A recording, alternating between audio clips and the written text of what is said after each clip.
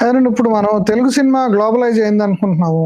కొంత కార్పొరేట్ పెట్టుబడులు కూడా దీంట్లోకొస్తున్నాయి. కానీ అవును. ఇప్పటికి కూడా తెలుగు ఆ! సినిమాని కంట్రోల్ చేస్తుంది ఇప్పుడు 4, 5 ఫ్యామిలీలు. అంటే అవును. ఇప్పుడు నందమూరి వారి ఫ్యామిలీ గాని, లేదంటే మోహన్ బాబు ఫ్యామిలీ గాని, రామానాయుడు ఫ్యామిలీ గాని, అక్కినేని ఫ్యామిలీ గాని, ఆ! ఇట్లా ఈ కొన్ని ఫ్యామిలీస్ చేతుల్లోనే ఇప్పుడు హీరోలు కూడా వాళ్ళే ఉంటున్నారు. జూనియర్ ఎన్టీఆరా, మహేష్ బాబు, కట్టమనేని అది మర్చిపోయాను నేను. ఆ! కృష్ణ ఫ్యామిలీ. ఇట్లా ఆ! మహేష్ బాబా లేపోతే ఇప్పుడు అక్కినేని నాగార్జుననా, లేకపోతే నాగ చైతన్యనా, ఆ! లేపోతే ఇట్లా వీళ్ళ హీరోల చుట్టూతే తిరుగుతున్నాయి. మొత్తం అంటే ఇంకొకళ్ళు కృష్ణరాజు ఫ్యామిలీ నుంచి ప్రభాస్ ఒకడు. అవును. ఇప్పుడు ఇట్లా ఈ హీరోల చుట్టూతే తిరుగుతున్నాయి. ఇప్పుడు వెంకటేష్ తర్వాత ఇప్పుడు రానా వచ్చాడు వాళ్ళ ఫ్యామిలీ నుంచి. అవును. అట్లా వీళ్ళ చుట్టూతే తిరుగుతుంది.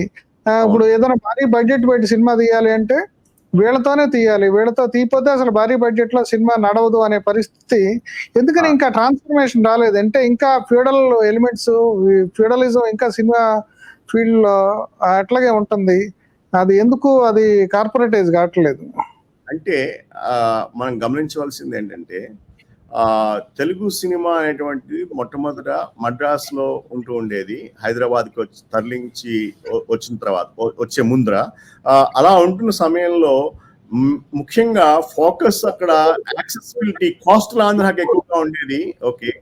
సో మీకు మాక్సిమం హీరోస్ కానీ, హీరోయిన్స్ కానీ కోస్టల్ నుంచి వచ్చిన వాళ్ళే. మీరు ఫిల్మ్ పీరియడ్ 1940s నుంచి మీరు లేటెస్ట్ 2000 అట్లీస్ట్ 2000 దాకా చూసినా కానీ కూడా మాక్సిమం అందరూ వచ్చిన వాళ్ళు కోస్టల్ నుంచి వచ్చిన వాళ్ళే. ఆ కోస్టల్ నుంచి వచ్చిన దాంట్లో ఏం జరిగిందంటే జూయిష్ టైప్ లో ఎవరైతే ముందర వెళ్ళారో వాళ్ళే వాళ్ళకి తెలిసిన వాళ్ళని, వాళ్ళ ఫ్యామిలీ మెంబర్స్ ని, రిలేటివ్స్ ని పట్టుకెళ్ళి వాళ్ళు ఆ ఫిలిం ఫీల్డ్ లో వాళ్ళ యొక్క అప్పర్ హ్యాండ్ కోసం కొన్ని కాస్ట్స్ అంటే మనం పేర్లు చెప్పవలసిన అవసరం లేదు. కొన్ని ఫ్యూ కాస్ట్స్ ఏమయ్యాయంటే మనం పేరు చెప్పినా పర్లేదు. కమ్మ, కాపు, బ్రాహ్మలు ఈ ముగ్గురు ఉండేవారు. ఈ ముగ్గురు రెడ్డి కూడా ఉన్నారండి. బిఎన్ రెడ్డి ఇట్లాంటి వాళ్ళు కూడా. ప్రొడ్యూసర్స్ కింద ఉండేవారు. వాళ్ళ యాక్టర్స్ తక్కువగా ఉండేవారు. వాళ్ళు ప్రొడ్యూసర్స్ కింద వచ్చేవారు. రాయలసీమ ఏరియా నుంచి, నెల్లూరు ఏరియా నుంచి వాటి నుంచి. ఓకే. ఓకే. సో ఈ యాక్టింగ్ కమ్యూనిటీలో మాత్రం కమ్మ, కాపు, బ్రాహ్మలు మాత్రం ఉండేవారు. అలాగే బ్రాహ్మలు డైరెక్షన్ లోను, మ్యూజిక్ లోను ఉండేవారు. పాటల్లోనూ. సో ఈ నేపథ్యంలో అక్కడ పోలరైజ్ అయిపోయింది మొత్తం ఫిలిం ఇండస్ట్రీ. పోలరైజ్ అయిపోవడంతో ఇక్కడ హైదరాబాద్ మనకి క్యాపిటల్ అవడంతో అది ఫిలిమ్స్ క్యాపిటల్ అవడంతో అక్కడ వేరియేషన్ వచ్చి కొన్ని ఫ్యామిలీస్ గ్రో అయ్యాయి ఆ నేపథ్యంలో. అది వైడ్ స్ప్రెడ్ కాలేదు. ఆ ట్రెండ్ ని మీరు ఇప్పుడు చూసినట్లయితే డిస్టర్బ్ అయిపోయింది తెలుగు ఇండస్ట్రీ. ఏం చేస్తుందంటే ఎప్పుడైతే మద్రాస్ నుంచి షిఫ్ట్ అయ్యి హైదరాబాద్ వచ్చిందో కొంతమంది కావాలని అక్కడ ఉండిపోయారు. వాళ్ళు ఇప్పుడు ఏమీ పనికి రాకుండా పోయారు. కొంతమంది హైదరాబాద్ షిఫ్ట్ అయిపోయారు. హైదరాబాద్ షిఫ్ట్ అయిపోయినా కానీ ఇక్కడ వాళ్ళు లేటెస్ట్ గా మీకు తెలంగాణ యాజిటేషన్ టైంలో కానీ బిఫోర్ దట్ టైం కానీ ఆ లోకల్ సెంటిమెంట్స్ ని కూడా వాళ్ళు దృష్టిలో పెట్టుకుని ఫిలిమ్స్ తీయాలనేటువంటి ఉద్దేశంతో కొంచెం ఓవర్ చేసి ప్యూర్ గా మన ఫిలిం ట్రెండ్స్ అన్ని కూడా తెలంగాణ ఓరియంటెడ్ కూడా అయిపోయాయి ఒక టైం నుంచి. సో అక్కడ మీకు ఏంటంటే కల్చరల్ గాను చేంజ్ వచ్చింది. అదే విధంగా ఈవెన్ కొంతమంది హీరోస్, హీరోయిన్స్ కూడా తెలంగాణ నుంచి రావడం కూడా జరిగింది. ఆ యాస కూడా మార్చేశారు. ఇప్పుడు ఇంత క్రితం తెలుగులో ఫిలిం అంటే ఇంకా తెలుగు ఆంధ్ర యాస అనేవారు. ఇప్పుడు మీకు ఫిలింలో తెలంగాణ యాస పెట్టడం ఒక స్టాండర్డ్ అయిపోయింది. ఓకే, అది కృత్రిమంగా పెడుతున్నారండి. అది అంటే నేచురల్ గా ఉంటుంది. కృత్రిమంగా పెడుతున్నారు. కావాలని పెడుతున్నారు కానీ అదే ట్రెండ్ మార్చేస్తున్నారు ఆ విధంగా. ఓకే, నేను ఏంటంటే ఇది అంతా కూడా రీజనల్ ఇన్ఫ్లుయెన్సెస్ ఎక్కడ వీళ్ళు ఉంటారు, వాళ్ళ థింకింగ్ వాటి మీద ఆధారపడి ఉంటుంది. వాళ్ళు వాటిని అక్కడున్న ప్రజల మీద ఇంపోజ్ చేయడం మూలంగా ప్రజలు కూడా దీన్ని ప్రభావితం అవుతూ ఉంటారు. కానీ మనం గమనించవలసింది ఏంటంటే ఇప్పుడు జరుగుతున్న చేంజెస్ లో మెయిన్ గా ఈ ఓటీటీ ప్లాట్ఫామ్స్ ఏవైతే మనకి వచ్చాయో మనం చూసినట్లయితే ఈ ఓటీటీ ప్లాట్ఫామ్స్ మెయిన్ గా అమెజాన్ ప్రైమ్ వీడియో దానికి ఎక్కువ తెలుగు మూవీస్ అది డైరెక్ట్ ప్లాట్ఫామ్ లో తీసుకుంటోంది. అదే విధంగా అది ప్రొడ్యూస్ కూడా చేయడానికి ముందుకు వస్తుంది. అదే విధంగా అది ఒక ప్లాట్ఫామ్ కింద కల్పిస్తోంది, ఓటీటీ ప్లాట్ఫామ్ కింద. ఇంకో తర్వాత ఏమో నెట్ఫ్లిక్స్ కూడా అది second best for Telugu films అనమాట. అలా మనం చూసుకుపోయినట్లయితే ఆహా ఒకటి ఉంది, డిస్నీ ప్లస్ హాట్ స్టార్ ఉంది, జీ ఉంది, సోనీ ఎల్ఐవి ఉంది. ఇవన్నీ కూడా యాక్చువల్ గా ఒక రకమైన ఇంపాక్ట్ ని క్రియేట్ చేశాయి. ఏం ఇంపాక్ట్ అంటే ఓటీటీ ప్లాట్ఫామ్స్ మన తెలుగు సినిమాని వరల్డ్ వైడ్ ఆడియన్స్ కి దగ్గర చేశాయన్నమాట. ఈ దగ్గర చేయడంలో ఏమైంది, మీకు ఎప్పుడైతే మీరు వరల్డ్ వైడ్ ఆడియన్స్ క్యాటర్ అవుతున్నారో ఓటీటీ ప్లాట్ఫామ్స్ ద్వారా, ఇక్కడ మీరు ఒకే మూస పద్ధతిలో చూపించి ఏ రీజనల్ ఆస్పిరేషన్స్ ని, ఒక రీజన్ కి సంబంధించిన వ్యక్తుల్ని ప్లీజ్ చేద్దాం అని చెప్పి, లేకపోతే ఆ రీజన్స్ నుంచి వచ్చే వ్యక్తులు వాళ్ళు తయారు చేసే మూవీస్ ని ప్రజల మీద రుద్దాం అని చెప్పి ట్రై చేస్తుంటే కుదరట్లేదు. డైవర్స్ కంటెంట్ అనేటువంటిది ఓటీటీ ప్లాట్ఫామ్ మీకు వచ్చింది.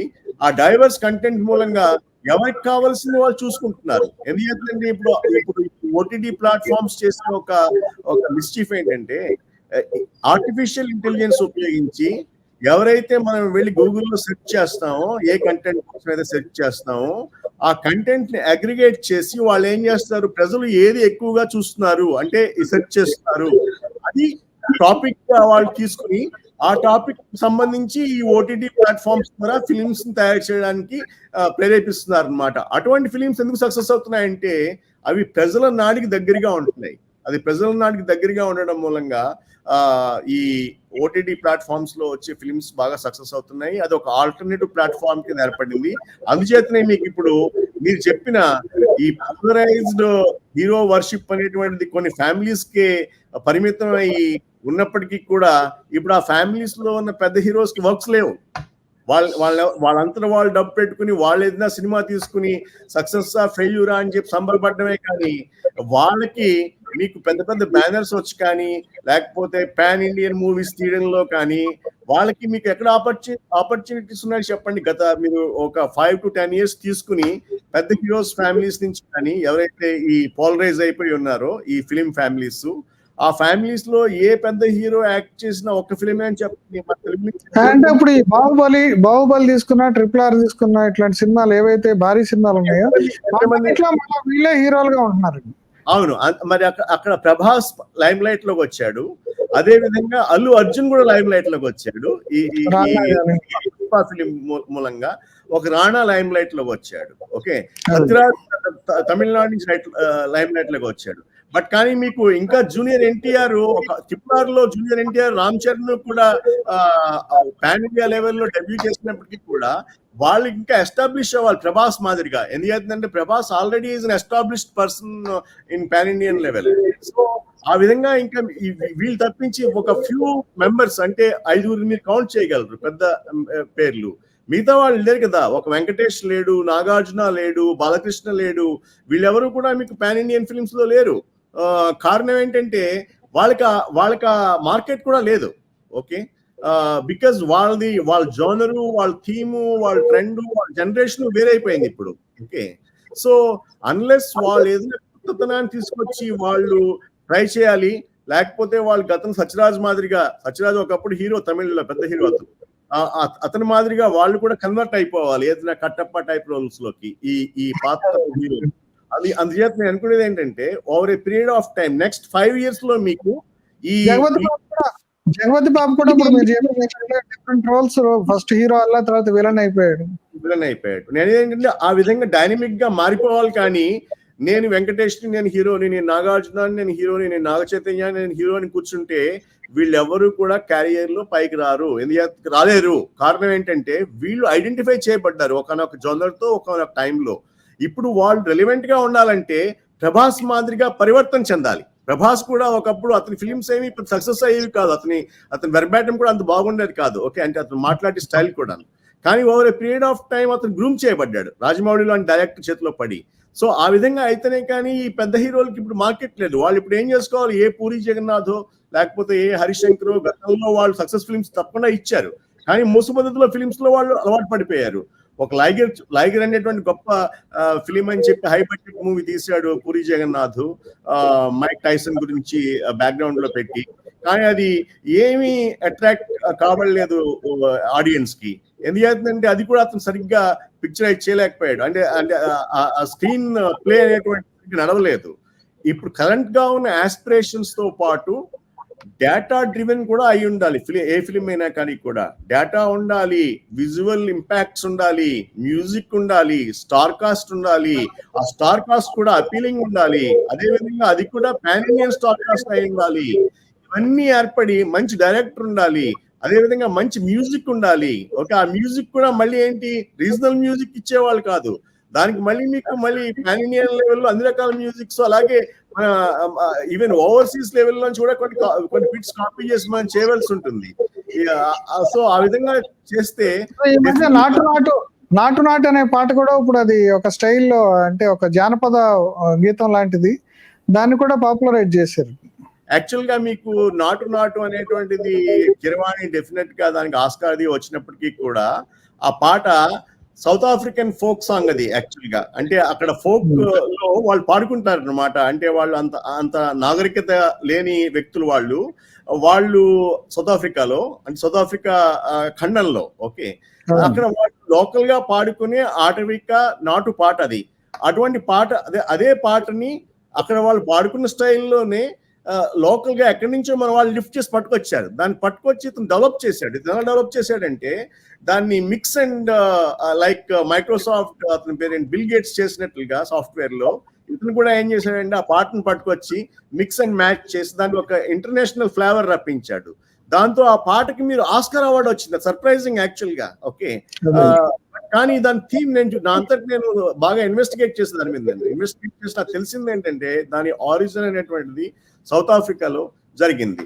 సో బట్ ఎనీవే అది జరిగినప్పటికీ కూడా దాన్ని రివర్స్ ప్రాసెసింగ్ చేసి దానికి మళ్ళీ ఇన్నోవేటివ్ టెక్నిక్స్ యాడ్ చేసి దాన్ని ఇంకా మరింత అట్రాక్టివ్ గా ఉండేటట్టు తయారు చేశాడు. For that we have to appreciate Keeravani definitely. So ఇప్పుడు మనం ఈ టాప్ హీరోలు, మెగా హీరోలు వీళ్ళందరి గురించి మాట్లాడుకుంటున్నా సరే, ఎన్టీఆర్ తర్వాత తిరుగులేని గ్లామర్ సాధించిన చిరంజీవితో సహా చిరంజీవి గాని, జూనియర్ ఎన్టీఆర్ గాని, ఇప్పుడు అల్లు అరవింద్ గాని, ఇప్పుడు వీళ్ళందరూ కూడా ఇప్పుడు సక్సెస్ కోసం పరితపిస్తున్నారు. అంటే ఏ సినిమాలో ఏమైతుందో అనేది అర్థం కాకుండా ఆ పరిస్థితిలో ఉన్నారు. ఎందుకని అట్లాంటి పరిస్థితి వచ్చిందంటారు? దానికి కారణం ఏంటంటే లో బడ్జెట్ మూవీ చేస్తే ఆ స్టార్డమ్ కి వాళ్ళకి పర్ఫెక్ట్ మ్యాచ్ కాకపోవడం. ఓకే. హై బడ్జెట్ చేస్తే సక్సెస్ అవుతుందా అవదా అనేటువంటి భయం. ఓకే. ప్లస్ దాంట్లో ఈ మధ్యలో ఏ మాత్రం తేడాలు వచ్చినా కానీ ఏం చేస్తుందంటే హై బడ్జెట్ మూవీ చేయాలంటే అది తొందరగా 6 నెలల్లోనూ లేకపోతే 3 నెలల్లోనూ కంప్లీట్ కాదు. అది యాక్చువల్ గా ఒక 2 years పెట్టుకోవాలి ఒక ప్రాజెక్ట్ కింద. ఒక ఇల్లు కట్టినట్టుగానో లేకపోతే ఒక పెద్ద ఫ్యాక్టరీ కట్టినట్టుగానో ప్రాజెక్ట్ కింద పెట్టుకుని చేయాలి.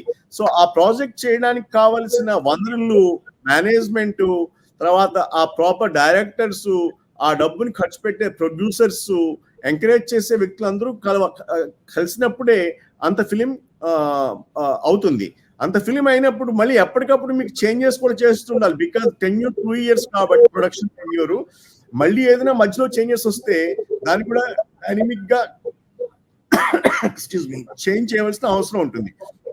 సో అంచేత ఈ నేపథ్యంలో డబ్బు పెట్టుబడి పెట్టే వాళ్ళు కూడా ఆర్టిఫిషియల్ ఇంటెలిజెన్స్ ఉపయోగించి ఎవరికైతే ఎక్కువ అప్పీల్ ఉందో ఫానా రోల్లో అటువంటి వాళ్ళనే మనం పెట్టుకుందాము అనేటువంటి ఒక స్థితికి వచ్చారు. అందుచేతనే ఇప్పుడు మీరు అమెజాన్ వాళ్ళు స్పాన్సర్ చేసిన, లేకపోతే నెట్ఫ్లిక్స్ వాళ్ళు ఫ్రీగా ఆ ఫిలిం యొక్క రైట్స్ తీసుకున్న, హాట్స్టార్ వాళ్ళు తీసుకున్న, వాళ్ళు ముందుగానే తీసుకున్నారు. ఇంకా ఫిలిం ప్రొడ్యూస్ అవుతున్న టైంలో వచ్చి తీసుకుంటున్నారు. ఎందుకు తీసుకుంటున్నారు? వాళ్ళు చెప్తున్నారు ఈ చేంజెస్ చేయండి కంటెంట్ లోను, ఇది ప్రజలకు కావాలి, ఇది కావాలి, అప్పుడే సినిమా హిట్ అవుతుంది అని చెప్పేసి. అంటే కమర్షియల్ గా హిట్ అవడం అంటే కమర్షియల్ ఇక్కడ అంతే, అంతకు మించినది. It's commercial, pure commercial preposition.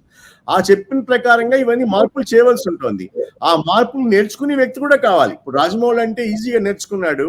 ప్రతి వ్యక్తికి కూడా లెర్నింగ్ కర్వ్ అనేటువంటిది ఉంటుంది. ఆ లెర్నింగ్ కర్వ్ కొంతమందికి లేట్ ఉంటుంది, కొంతమందికి రాదు, కొంతమంది తొందరగా వస్తుంది. ఎవరైతే తొందరగా నేర్చుకుంటారో వాళ్ళు సక్సెస్ అవుతారు. ఆ విధంగా ఏంటంటే ఈ లీడ్ పీరియడ్ ఏదైతే గ్యాప్ ఉంటుందో అది లెర్నింగ్ పీరియడ్. ఆ లెర్నింగ్ పీరియడ్ తొందరగా నేర్చుకుని లైమ్ లైట్ లోకి మళ్ళీ వచ్చి క్యారియర్ నిలబెట్టుకుంటారా, లేకపోతే వీళ్ళు గతంలో మనం ఏమని వాడు అంటే వాడు తొక్కేసాడు వీడు తొక్కేసాడు అని అనేవారు కొంతమంది హీరోలు, వాళ్ళకి ఆపర్చునిటీస్ రానప్పుడు. కానీ ఇప్పుడు ఏమవుతుందంటే వీళ్ళంతా వీళ్ళు ఆ టెక్నాలజీ కొత్త నేర్చుకోక వీళ్ళు ఇంకా కాలానికి అవుట్డేట్ అయిపోయారా, అనేటువంటి ఒక నేపథ్యం వచ్చింది. ఆ నేపథ్యంలోనే మీకు ఇక్కడి నుంచి అవునండి. ఉద్దేశించేది ఏంటంటే, కొత్త ట్రెండ్ ఏంటంటే, I just want to put this new trend అన్నమాట. మీకు చెప్తున్నాను. మీరు అడిగిన ప్రశ్నకే సమాధానం యాక్చువల్‌గాను. కొత్త ట్రెండ్ ఏంటంటే, ఈ కొత్త ట్రెండ్‌లోంచే కొత్త హీరోలు పుడతారు. ఈ కొత్త ట్రెండ్‌లోంచే కొత్త హీరోయిన్స్ వస్తారు. డైవర్స్ యాక్టర్స్ వస్తారు. అందుమూలంగా ఈ ఫ్యామిలీ స్ట్రక్చర్‌లో ఉన్న యాక్టర్స్‌కి లైఫ్ ఓన్లీ 5 ఇయర్స్. నెక్స్ట్ 5 ఇయర్స్‌లో ఏదైనా వీళ్ళు చేసుకుని కొంత డబ్బు ఏదైనా చేసుకోవాలి కానీ, ఏదైనా కొత్త రకం మీడియం బడ్జెట్ కానీ, లో బడ్జెట్ మూవీస్ కానీ తీసుకుని కంటెంట్ రిచ్‌లో చేసుకుంటే వాళ్ళకి ఏదైనా ఎగ్జిస్టెన్స్ ఉంటుంది కానీ, వాళ్ళేదో స్టార్డమ్ రుద్ది నేను మంచు విష్ణుని, నేను మోహన్ బాబుని, లేకపోతే దీని పేరేంటి, నేనేమో బాలకృష్ణని, నేనేమో నాగార్జున, నేను వెంకటేష్ని అని చెప్పి వాళ్ళు ముందుకొస్తే ఆ సినిమా చూడడానికి ఇప్పుడు ఎవరు లేరు. అంచేత వీళ్ళు ఏం చేయాలంటే లేటెస్ట్ చేంజింగ్ ఆస్పిరేషన్స్ అంటే కస్టమర్ ఎవరైతే ఫిల్మ్ వ్యూవర్స్ ఉన్నారో ఆస్పిరేషన్స్ దృష్టిలో పెట్టుకుని వాళ్ళకి ఏది కావాలో అది తీస్తూ హై బడ్జెట్ లో వాళ్ళకి విజువల్ ఇంపాక్ట్ క్రియేట్ చేసినట్లయితేనే వాళ్ళు సక్సెస్ అవుతారు. Please do subscribe to Telugu Rajyam channel. Please do subscribe to Telugu Rajyam channel. Please do subscribe to Telugu Rajyam channel. Hi అండి, నేను మీ ఆర్పీని, నెల్లూరు పెద్దారెడ్డి చేపల పులుసు ఓనర్ని.